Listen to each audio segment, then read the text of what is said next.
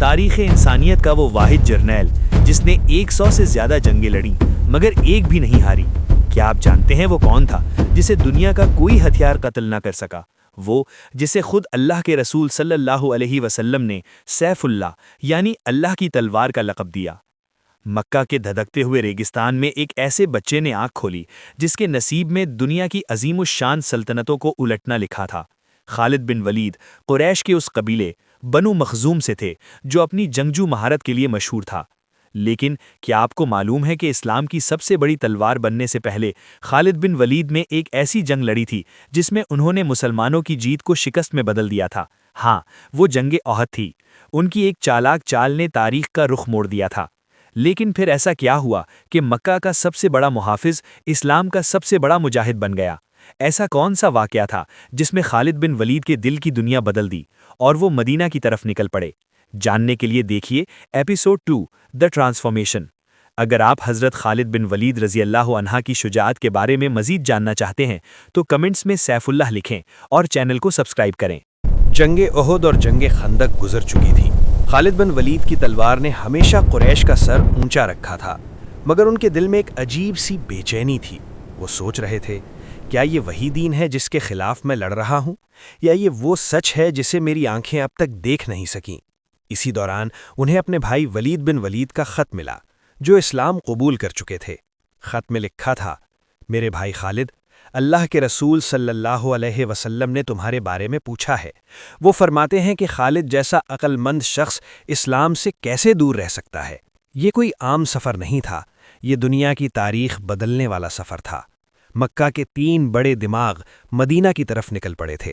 خالد کے دل میں اب تلوار کی گرج نہیں بلکہ توبہ اور تلاش حق کی تڑپ تھی۔ جب خالد اللہ کے رسول صلی اللہ علیہ وسلم کے سامنے حاضر ہوئے تو ان کے لبوں پر ایک ہی سوال تھا، یا رسول اللہ، میری پچھلی تمام خطاؤں کا کیا ہوگا؟ جواب ملا، اسلام پچھلے تمام گناہوں کو مٹا دیتا ہے۔ اس دن دنیا نے دیکھا کہ خالد کی تلوار اب ہمیشہ کے لیے اسلام کی ڈھال بن چکی تھی۔ مسلمان ہونے کے فوراً بعد خالد کو ایک ایسی جنگ کا سامنا کرنا پڑا جہاں موت سامنے کھڑی تھی، ایک ایسی جنگ جہاں ان کے ہاتھ میں 9 تلواریں ٹوٹ گئیں۔ کیا آپ جانتے ہیں وہ کون سی جنگ تھی؟ جاننے کے لیے دیکھیے ایپیسوڈ 3 دی بیٹل آف موتا۔ کیا آپ تصور کر سکتے ہیں کہ 3000 مجاہد 2 لاکھ کی رومی فوج سے لڑ سکتے ہیں؟ میدان موتا میں موت ننگی تلوار لیے کھڑی تھی۔ تینوں مسلمان سپہ سالار شہید ہو چکے تھے۔ پرچم گرنے والا تھا کہ تبھی ایک ہاتھ آگے بڑھا اور اسے تھام لیا۔ مسلمانوں نے انتخاب کیا خالد بن ولید کا بطور مسلمان کمانڈر۔ یہ ان کی پہلی جنگ تھی۔ لوگ کہہ رہے تھے کہ یہ خودکشی ہے، مگر خالد کے ذہن میں کچھ اور ہی منصوبہ تھا۔ انہوں نے وہ کر دکھایا جو دنیا کے کسی عسکری مدرسے میں نہیں سکھایا جاتا۔ اس جنگ کی شدت کا اندازہ اس بات سے لگائیں کہ خالد بن ولید کے ہاتھ میں 1-2 نہیں بلکہ 9 تلواریں ٹوٹ کر بکھر گئیں۔ صرف ایک یمنی تلوار ان کے ہاتھ میں سلامت رہی۔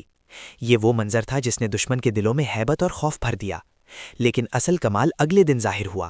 خالد نے ایسی حکمت عملی اختیار کی کہ 2 لاکھ کی فوج کو گمان ہوا جیسے مسلمانوں کو نئی کمک پہنچ گئی ہو۔ رات کی تاریکی میں انہوں نے لشکر کی ترتیب بدل دی۔ صبح جب رومیوں نے دیکھا تو وہ پسپا ہونے پر مجبور ہو گئے۔ یہ شکست نہیں تھی، یہ ایک بے مثال حکمت عملی اور عظیم انخلا تھا۔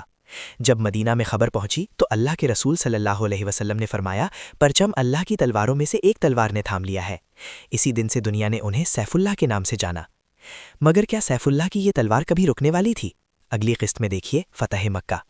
کیا خالد اپنے پرانے ساتھیوں کے سامنے تلوار اٹھائیں گے؟ اگر آپ اگلی قسط دیکھنا چاہتے ہیں تو کمنٹس میں اللہ اکبر لکھیں۔ مکہ، وہ شہر جس نے مسلمانوں کو نکال دیا تھا، آج انہی کے قدموں میں آنے والا تھا۔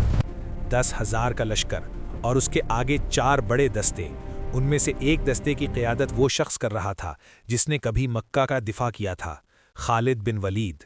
اللہ کے رسول صلی اللہ علیہ وسلم کا حکم صاف تھا، جب تک تم پر حملہ نہ ہو تلوار نہ اٹھانا۔ خالد بن ولید کو نچلے مکہ سے داخل ہونا تھا۔ وہی گلیاں جہاں خالد نے تلوار چلانا سیکھا تھا، آج انہی گلیوں میں ان کا امتحان تھا۔ لیکن قریش کے کچھ لوگ خاموش نہ رہے۔ صفوان بن امیہ اور اکرمہ بن ابی جہل نے راستہ روکنے کی کوشش کی۔ سوال یہ تھا کہ کیا خالد اپنے پرانے ساتھیوں پر تلوار اٹھائیں گے؟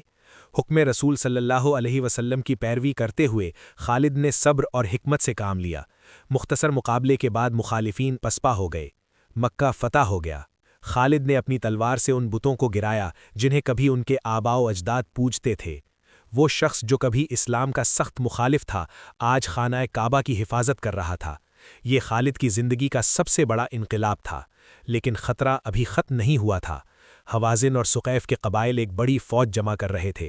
وہ مسلمانوں کو ہمیشہ کے لیے ختم کرنا چاہتے تھے۔ کیا خالد اس نئے طوفان کو روک پائیں گے؟